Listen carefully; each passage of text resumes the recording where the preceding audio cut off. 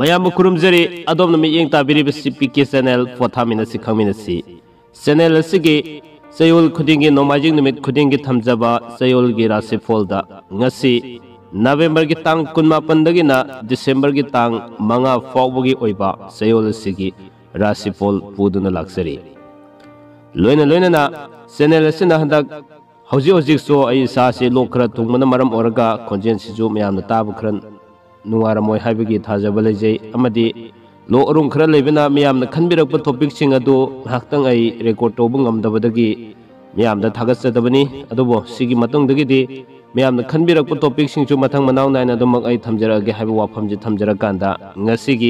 चयोल सिगोइबा राशिफोलदा नवेम्बर की तांग 18 दगिना दिसंबर की तांग 5 फाउबगी ओइबा चयोल की राशिफोल कुदोल तमजरगे मियेंग तामिनसे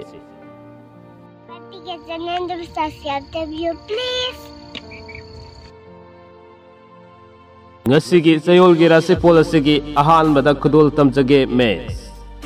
तांग 18 दगी 30 फाउबगी मनुंगदा पंदुन लेरक सेल फंगनी अनौबा पाउ तागनी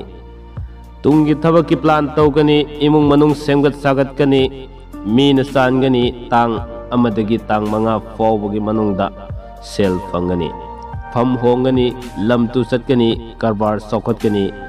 इमुंग मनुंग मियोइदा निंगब खरा थुंगब वातकनी कानादब मरुपक थेंगनगनी लौ सिंगुबगी थबक कानागनी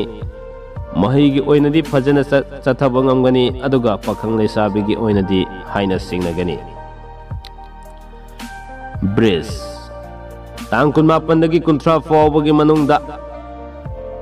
फम होंदो होंजिन तौगनी लमद सतकनी मयामग पुन्न सामिन थकमिनगनी अमदी लमतु चटमिनगनी मथौसु चिनगनी थौदोक यामी तांग अमदगी तांग 5 फाउबगी manungda वनोम सक्री थांगी सांगागी कारबार सेल मांगी युम कई सागतपा तौई लीला ड्रामा थवाई यावी थिका तौबा मांगी महिगी ओइनदी फजन चली पाखंग लेसाबिगी ओइनदी हाइना सिंगनै मिथुन तांग 18 दगिना तांग 30 फाउबगी मनुंगदा लमद चटपा कायदे मरी मता थुंगलगनी सेल मखोंग पाली अनौब मरुप फंगी साना खोनबगी थबकता मिंगचत फंगी लाइबक येंबगी थबकता सेल मांगी तांग अमदगी तांग 5 फाउबगी मनुंगदा सा सनगी कारबार सेल वाली फंगबा वाली थिका तौबा कानै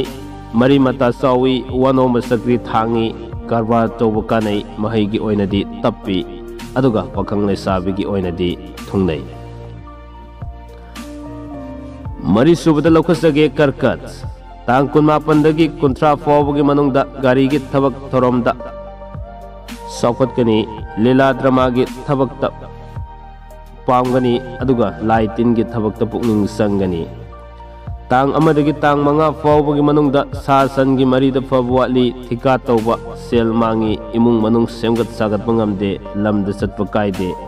सेल मखोंग पाली सुबा नोम कानाबा वाली महितगी ओइना महिगी ओइनदी मयाय ओइना फै अदुगा पाखंग लेसाबिगी ओइनदी मुकनै सिंहा तांग 18 दगी 30 फाउबगी मनुंगदा लमद चटली सेल मखोंग पाली अनौब कानादब मरुप उनै सामिन थकमिनै इमुंग मनुंग वाखल तिनब वाली तांग अमदगी तांग 5 फाउबगी मनुंगदा युम इंखोल सेमजिन साजली सासनगी मरी फब वाली कारबार तौब निंग थुंगदे वनोम सक्री थांगी येकनब यामी थिका तौब मुकनै महिगी ओइनदी मयाय ओइ पाखंग लेसाबिगी ओइनदी अमग अवाय अखुम तौनै मथंग लौखसगे कन्या तांग 18 दगी 30 फाउबगी मनुंगदा सेल मस्जिद फंगनी अनौब पोसै लेप सिनगनी अदुगा मथौ सिनगनी लारिक फोंगनी सुबा नोम कानागनी वनोमदी सक्री थांगी अदुगा तांग अमदगी तांग 5 फाउबगी मनुंगदा लमद चटपा कायदे इमुंग मनुंग सेमजिन साजले सानबगी थबकता सेल फंगी मयामगा पुन्ना लमतु येंगबा चटली हक्सांग खरा खरा नुवाइते अदुगा महिगी ओइनसु खरा खरा अतनबा फाउगनी पाखंग लेसाबिगी ओइनदी हाइना सिंगनगनी तुल्ला राशिफोलगी ओइनसु तांग 18 दगी 30 फाउबगी मनुंगदा वनोमबा कानागनी अमदि सु नोमसु कानब फंगनी थिका तौब कानगनी पन्नुन लेखिब सेल फंगनी अनौब मरुप फंगनी पाउ अनौब तागनी तांग अमदगी तांग मंगा फाउबगी मनुंगदा लमद सत्प कायदे युमदा मरी मता थुंगलगनी फोकथोक यामगनी मथौ चिनगनी सेल मखोंग पानगनी कारबार चौखटली मही फै पाखंग लेसाबीगी ओइनदी लुहोंगी मथंग लौखसगे ब्रिसिक तांग कुनमापनदगी कुंथ्रा फाउबगी मनुंगदा वखल मथा सागनी सेल नंगी मथौ चिल्ली थबक सरक सहिंग तौई अफब मरुप तांगी मीन कलई अनौब पोसै लेपसिनबा सेल मांगी तांग अमदगी तांग मंगा फाउबगी मनुंगदा सासनगी मरीदा कारबार तौबा सेल मांगी अनौब पाउ ताई लमद चटप कायदे सुब नोमदि कल्ली वनोम सक्री थांगी हक्सांग खरा खरा नुंगाइते लाइरिक फोंगी महिगी ओइनदि सरक सहिंग तौबा निंगब तुंगदब ओइ पाखंग लेसाबीगी ओइनदि लुहोंगी धनु धनु राशिफोलगी ओइना तांग 18 कुंथ्रा फाउबगी मनुंगदा अनौब पाउ तागनी अनौब मरुप उनगनी सेलदि मखोंग पानगनी सुब नोमदि खरा खरा तनगनी कानाबदी फंगनी कारबार तौब मयाई ओइना कानै थिका तौबदी सेल मांगी तांग अमदगी तांग मंगा फाउबगी मनुंगदा लमदा चटप कायदे फम होंगदो होंगजेन तौई निंगबु थुंगबदी वाटली वानोम सक्री थांगी इमुंग मनुंग इंखोल सेमजिन साजिन तौगनी अनौब पोट लेगनी महिगी ओइनदी निंगबु थुंगबु वाटली पाखंग लेसाबीगी ओइनदी मुकनै मथंग लौखसगे मकर मकर राशिफोल की तांग 18 कुंथ्रा फाउबगी मनुंगदा ngangningba ngangba tongningbा तौबा मिकी लाइकीदबा मतमनी ख्वांग खु नुंगाइते सेल मचित मचित फंगी तांग अमदगी तांग मंगा फाउबगी मनुंगदा सुब नोंबा थिका तौबा कारबार तौबा कानै लारिक इबा पुंग इसै तौबा लीला ड्रामा तौबा मतमना यामना पामगनी मरुप यामी मीन नुक्सी महिगी ओइनदी फजन तौई पाखंग लेसाबीगी ओइनदी लुहोंगी हक्सांग असी लोक थुंगबना मयाम ताबदा खितंग नुंगाइरमगदबो मानदे अदुमकपो आई पोथा पोथाना रेकॉर्डसि मतेक मतेक लौजबनी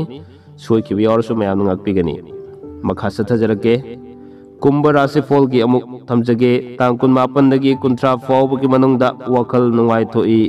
सुब नोंब कारबार तौबा ललोन बा खरा खरा कानै सेलदी मचित मचित फंगनी तांग अमदगी तांग मंगा फाउबगी मनुंगदा लमदा चटप कायदे वनो ममाई फाकनी फम होंगनी मरुप यामगनी मरी मता साउगनी साना खोनबगी थबक्त सेल फंगनी पुंगी सै तौबा मिंगचत फंगी ईश्वरगी थबक थोरमदा थवाई यावगनी तुंगी थबककी प्लान तौगनी महै फजना चटली पाखंग लेसाबीगी ओइनदी नुंगतीगी पाउ फाउदोकनै ngasi sayolgi rasifol sigi aroibida khudol tamjage minna rasifolgi oina tang 18 kunthra faubagi manungda phigi sanagi phau chengi karbar saukhatli wanom sakri thangi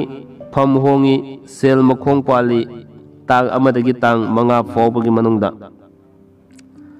lamna satpa kaide anauba pau khomjeli marup yami मरी मता साउगनी थौदोक वाथोक यामगनी मथौ सिनगनी पोचै लेपसिली लीला drama थवाई यावगनी कारबारगी थबक थौरमदा मतम मांगनी महिगी ओइनदी खरा तनगनी पाखंग लेसाबीगी ओइनदी हाइना सिंगनगनी ngasiगी damakti sayol sigi oiba habedi November ki tang 18 dagi na December ki tang manga faubgi oiba sayol gi rasi policy matang aswaida tension jage mathangi nomaji numita no ba sayol gi rasi pol amamok podona laksage matam madu faubgi oina kaina nabya thangni jage pinabirase